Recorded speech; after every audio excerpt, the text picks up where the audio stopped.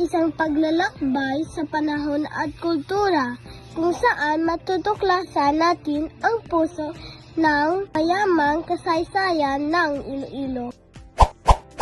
Ang Museo Iloilo ay itinatag sa Ilo City sa harap mismo ng Iloilo Provincial Capitol sa Bonifacio Drive, Iloilo City proper. Ang nagdisenyo nito ay si Sergio Penasales, isang Ilonggo architect at itinayo ng Ministry of Tourism. Ang Museo Iloilo ay itinayo noong 1971.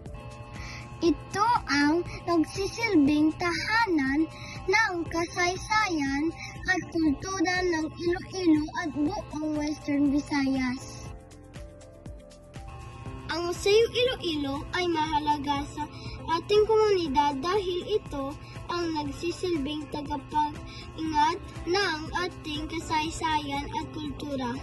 Sa loob nito, nakikita natin ang mga kwento ng nakaraan na nagbibigay inspirasyon sa kasalukuyan at gabay sa hinaharap.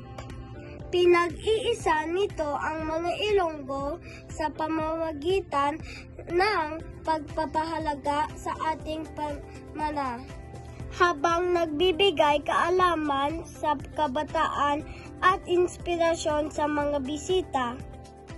Sa ganitong paraan, ang museo ay hindi lamang gusali ng mga lumang bagay, kundi isang buhay na alaala na nagpapaalala kung sino tayo bilang isang komunidad. Salamat sa inyong panonood. Ako po si Dia Natasha A. Benitez ng Grade 3 Santol.